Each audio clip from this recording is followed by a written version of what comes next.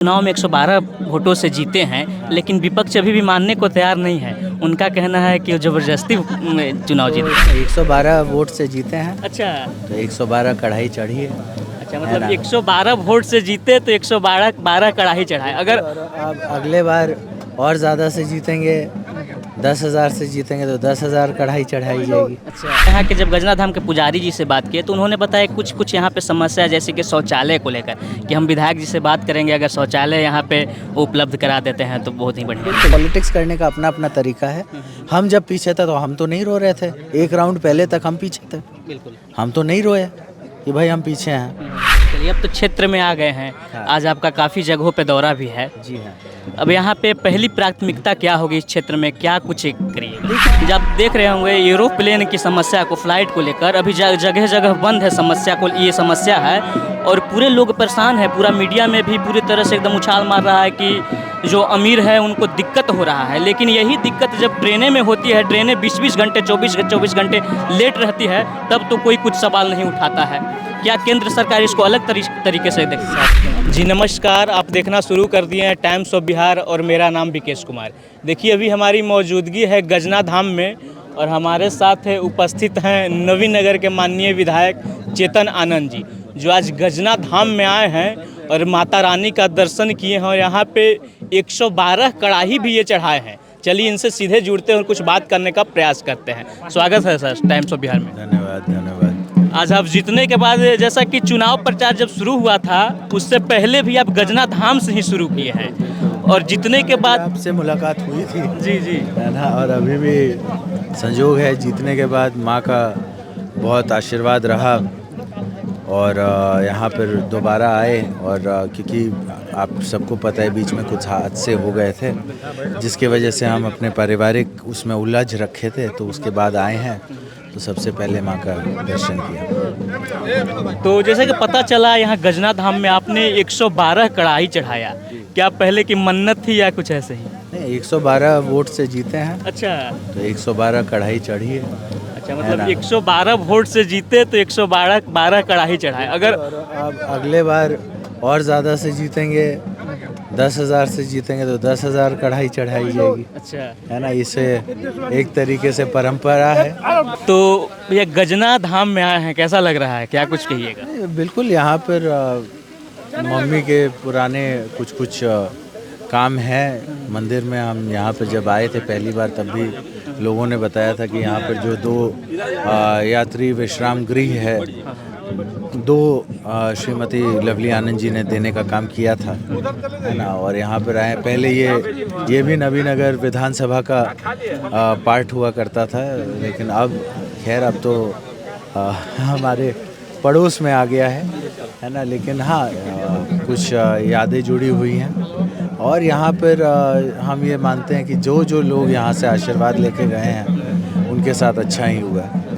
जब यहाँ पे हम पहले आए तो यहाँ के जब गजना धाम के पुजारी जी से बात किए तो उन्होंने बताया कुछ यहाँ पे समस्या है, जैसे कि शौचालय को लेकर कि हम विधायक जी से बात करेंगे, अगर शौचालय यहाँ पे उपलब्ध करा देते हैं तो बहुत ही बढ़िया। बिल्कुल इसको हम लोग रखेंगे, है ना, पर्यटन विभाग में डाला जाएगा ताकि जो भी छोटी मोटी समस्याएं रह गई हैं उसको भी पूरा किया जाए और इसका सौंदर्यीकरण और ज़्यादा अच्छे तरीके से बृहद रूप से हो।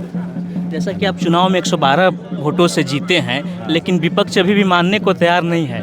उनका कहना है कि ज़बरदस्ती चुनाव जीत गए। साइन नहीं करना चाहिए था, है ना, जिस तरीके से हर एक उस पर जहाँ ईवीएम खुला, जितने भी काउंटिंग पॉइंट बने हुए थे सब जगह उन्हीं के लोगों ने साइन किया, उन्हीं ने साइन किया।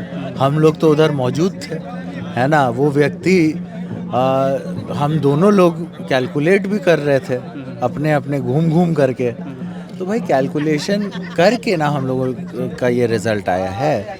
अब ऐसी अनर्गल बातें अगर कोई कर रहा है, क्यों कर रहा है, ये तो उनसे पूछा जाए, लेकिन सबको पता है कि रिज़ल्ट क्या था और किस तरीके से हुआ है। पहले पोस्टल बैलेट का जो है काउंटिंग हो चुका था, कुछ लोग पोस्टल बैलेट को बोल रहे हैं, कुछ पोस्टल बैलेट का काउंटिंग हो चुका था, उसका स्क्रूटिनी भी तीनों के मतलब जितने कैंडिडेट थे, 2 तो छोड़िए, जितने कैंडिडेट थे उनको बुला करके उनके सामने स्क्रूटिनी हुई कि किसी में क्या प्रॉब्लम है क्या नहीं प्रॉब्लम है, सब कुछ दिखा करके उसको कैंसिल किया गया और वहाँ पर सब कुछ अग्रीड हो गया। और उसके बाद खैर होता है, पॉलिटिक्स करने का अपना अपना तरीका है। हम जब पीछे थे तो हम तो नहीं रो रहे थे, एक राउंड पहले तक हम पीछे थे, बिल्कुल। हम तो नहीं रोए कि भाई हम पीछे हैं। अगले राउंड आप हार गए, जो रेगेनिया का बूथ खुला उससे पहले तो आप हमसे आगे थे, और आखिरी रेगेनिया का जब बूथ खुला तो आप पीछे हो गए। तो इसमें तो कोई कैलकुलेशन नहीं ना है, ये तो साफ सबके सामने है। खैर अपना अपना तरीका है। चलिए, अब तो क्षेत्र में आ गए हैं। हाँ। आज आपका काफ़ी जगहों पे दौरा भी है। जी हाँ। अब यहाँ पे पहली प्राथमिकता क्या होगी इस क्षेत्र में, क्या कुछ करिएगा? देखिए, सारे विकास के काम जो भी हमसे संभव होंगे उसको तो किया ही जाएगा। साथ ही साथ हम ये कहेंगे कि जितना मतलब जैसे एक अनुमंडल का एक मुद्दा है, उसको भी, उसके पीछे भी हम लोग लगेंगे, है ना। खेतों तक नहर का पानी पहुंचाने का मुद्दा है, उसके पीछे भी मतलब हम लोग काम करेंगे। तो जो भी काम है, और ख़ास तौर पे ऑल ओवर डेवलपमेंट जो होना चाहिए, दो यहाँ पर आपको जो है एनटीपीसी है, तो एनटीपीसी के माध्यम से जो क्षेत्र विकास होना चाहिए उस पर भी हम लोग लगेंगे कि ताकि ज़्यादा से ज़्यादा पंचायतों में काम हो सके। अच्छा, एक अंतिम होगा भैया, जब यहाँ जब देख रहे होंगे एरोप्लेन की समस्या को, फ्लाइट को लेकर अभी जगह जगह बंद है समस्या को, ये समस्या है और पूरे लोग परेशान है। पूरा मीडिया में भी पूरी तरह से एकदम उछाल मार रहा है कि जो अमीर है उनको दिक्कत हो रहा है। लेकिन यही दिक्कत जब ट्रेनें में होती है, ट्रेनें 20-20 घंटे 24 घंटे लेट रहती है, तब तो कोई कुछ सवाल नहीं उठाता है। क्या केंद्र सरकार इसको अलग तरीके से देखती है? सवाल तो उस समय भी उठा था, है ना। ऐसा नहीं है कि जनता का वो तो सवाल तो उस समय भी हुआ था। और सवाल जो है उसका जब भी ट्रेन की समस्याएं हुई हैं उसको सॉल्व किया गया है। हालांकि फ़्लाइट की जो अभी समस्या हो रही है, जो भी टेक्निकल इश्यूज़ हो रहे हैं, लगातार सरकार जो है फटकार मार रही है, जो भी इंडिगो जो कंपनी है उसके ऊपर, और हम ये मानते हैं कि सारे सल्यूशंस निकल जाएंगे। चलिए, टाइम्स ऑफ बिहार के साथ जुड़े बाकी बातें होती रहेगी। अभी जो कि बिजी शेड्यूल है, टाइम्स ऑफ बिहार में जुड़ने के लिए आपका बहुत बिल्कुल आराम से एक और बार मिलेंगे, है ना, थोड़ा फ्री हो करके बृहद में बातें होंगी। टाइम्स ऑफ बिहार में जुड़ने के लिए धन्यवाद। तो चलिए, जैसा कि देखा आपने, अभी हमारे साथ उपस्थित है चेतनानंद जी, जो कि गजना धाम में दर्शन करने आए हैं, पूजा पाठ करने आए हैं।